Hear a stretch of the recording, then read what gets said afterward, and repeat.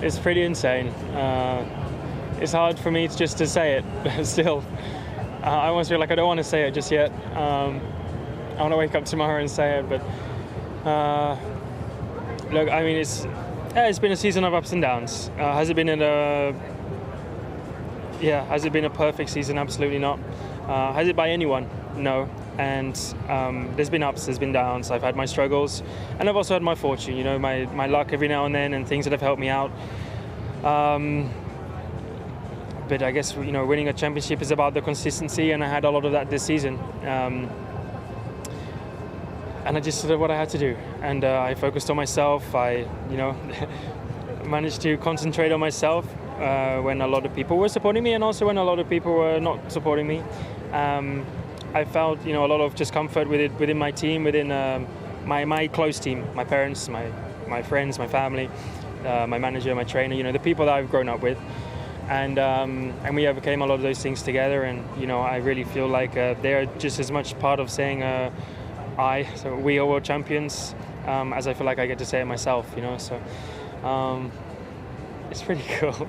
It's pretty cool. I'm happy I cried as well. Like, not many things in my life have ever made me cry, but today was one. So I didn't know if I was gonna, but I came under the tunnel on the last lap, and I thought of my mum, and that thought made me cry, thinking of how happy she would be, and my dad, and then I got a bit more emotional. So pretty amazing day. You weren't the only one. There were a lot of people emotional at that point. Can you take me inside that helmet those last few laps? Yeah, I mean, it was fairly relaxed the last few laps. I was just trying to stay away from all the curbs, not do anything silly. Honestly, our car gets more difficult to drive when you try and back off more, so I almost had more problems when I try to relax a little bit, but I just, similar to the first win I had, like, very quiet laps. I don't even think Will said this was the last lap. I think he knew I knew what it was, and you just kind of have that little fast run back of the journey, like you see in movies and things like that. Like, it's genuine, and those pictures of me, my first ever time in a go-kart, that first day where I looked like an absolute rookie, zero style, no idea what I was doing. You know, remember my dad taking us karting, both my brother and myself, and the car blowing up on the way there because we couldn't get up the hill on the way to the track, and just those real memories of where it started and all the way to where I am now. And I think what's made it even better is I get to share it with the team, because I've been with them for 8 years now, and we've been through a lot together. So it's not just a game and then I've conquered and that was it.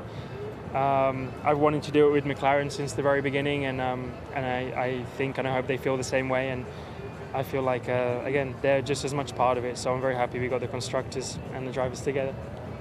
You've also turned things around mid-season with the help of the team. I know you took the Delta time off in qualifying. That seemed to help you. I know the team really worked together to try and get rid of that first half, any doubts or anything that was going on there. How proud are you of the way that you all built this title together?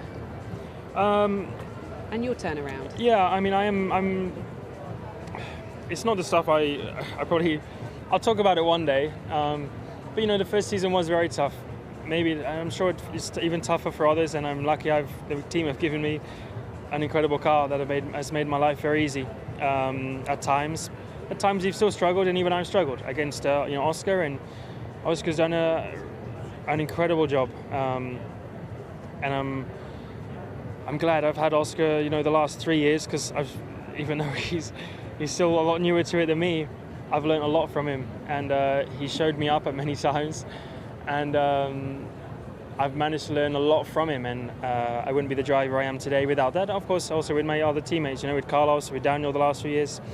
But he's made me have to dig even deeper than I ever have before, because by the midpoint of the season, he was performing better than I was and doing a better job consistently. And then after Zandvoort, it was pretty tough. But we had a good break, and I managed to yeah, do everything I needed to. You know, that's not just driving better on track. There's a lot of other things that go on in the background that I had to do personally to make myself better, to make myself more resilient in all the cases, to get more out of myself, whether that's, you know, the Delta lap time and little things that no one's going to know for years. Little things that are all part of, I don't know how many points I won by today, but 2, exactly.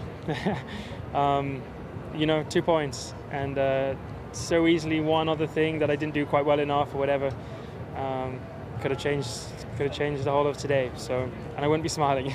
So, you know, but yeah, more than anything, I want to, of course, enjoy the moment, but also give a congrats to Oscar and to Max, of course, for making us stress like hell the last few months.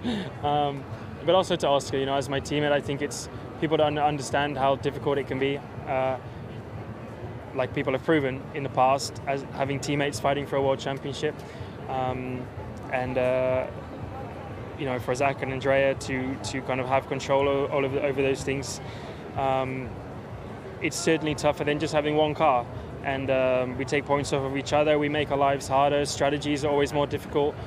But the team would always take that over only having one car performing for a world championship. And yeah, I have to give a congrats to Oscar because he's driven incredible, and at some point he's going to get the better of me because he's an incredible driver. And I learned a lot. I've enjoyed it a lot, and sadly, I got a lot more seasons with him in the future, so I look forward to those tough moments as well. Let's hear his former teammate Carlos Saiz had to say this in the pen. You know him. Obviously, very happy for him as a driver, because I think he's always been a extremely quick driver, quicker I think than what people give him credit for, and extremely talented. Since I worked with him in McLaren the first years, I saw a guy that had the speed to be multiple world champion. If it was purely down to speed, I think along the way he's developed a lot of his skills, and now he's a world champion. But more than anything, happy for him as a person, because I think he's a driver that doesn't follow the typical stereotype of world champion. I think he's always stayed very true to himself, very honest, very open about his own struggles, and he's just proven to everyone that you can also be world champion being that good guy or that open, nice guy, and you don't need to be ruthless or, like I say, badass, you know, to show to everyone that you can be world champion. So happy for him. I hope he stays the same. I hope he doesn't get in his head this is world championship now, and he keeps being himself, or if anything he relaxes even more, and now he can enjoy Formula One even more. I think you'll keep him in check. I will definitely be in his ear on those golf rounds if I see he's getting a bit show off, you know, but no, I think he must have suffered a bit this year with all the social media pressure, journalism pressure from criticizing him when he was struggling at the first half. Now when Max was getting close, never easy to be world champion with Max breathing down your neck, but he's kept it more or less under control, and he's won it. Thank you, appreciate it. He's such a classy operator, is Carlos Sainz. The two of them, it was one of the best partnerships, one of the best teammate combinations I think we've ever seen. Got into it. Here she comes. We'll leave that. We'll come. Mum's here. Well done. Congratulations. You're on television. Well done, Cisca. Congratulations. You are on live television. So can I ask you to put your mic there? Perfect. Yeah. That's perfect. How are you? I can't hear you. How are you? Emotionally drained, but very happy. Very happy for the family, for the team, McLaren, the fans, because they've been always there. Yeah, so. I was just going to ask, obviously we've followed Lando's journey. We did a lovely piece at the beginning of the show about how he made it up through the ranks, and the devotion that goes in to getting your baby of a long time ago now to that podium today to be World Championship. How is that journey? A lot of sacrifices, yeah. I kind of, when Lando was 7, he started karting. By the time he was 8, he was competing, and together with his brother, Ollie, and it took the two boys one direction, and the two girls I have the other direction. So I missed Lando and Ollie, seeing growing up, you know, as a kid. Suddenly playing with a tractor naked in the garden was done. It was done, and I missed that, you know. But I mean, this is amazing. This is fantastic. But this moment makes it all worthwhile. Take us through the emotion. Oh. That's it. That's the realization, isn't it? That's the realization. I don't know. I'm looking at myself and I don't know what to say. You said to me... I'm not used to give interviews, you know, but... We spoke to you last week in Qatar, and you said, I just want it to be done this week. I don't want it to go to the final round. Obviously, that didn't happen last weekend in Qatar, but you made it this weekend. How was the few days in between? How was the few days between these two races? It was very simple. We flew home, back to England. I did a bit of washing. I worked in the garden, and on Wednesday I went to see the nativity play from my grandchild. And on Thursday we were back on the plane. So it was a very confusing week, very short week. But those last laps, they took ages. They took ages. Yeah. Were you worried about all kinds of things, like the car breaking down or something like that? Well, you never know until the race is done, right? And they were calling us down because me and Adam were sitting in a room separately, and they were calling us down with 10 laps to go, and the race is not over. How can they call us down, getting ready for this? I think But here we are. How are you going to celebrate this tonight? Do you know I don't know. I don't know what the plan is. Normally, I just go quietly. I walk back to the hotel, and I start reading my book.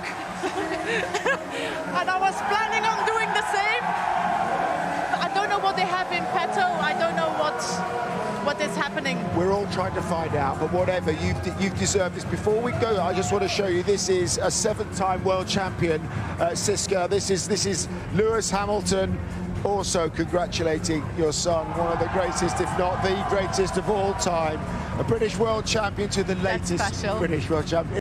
It's so special, but your son is a world champion. Thank you so much. And hearts always all over the place.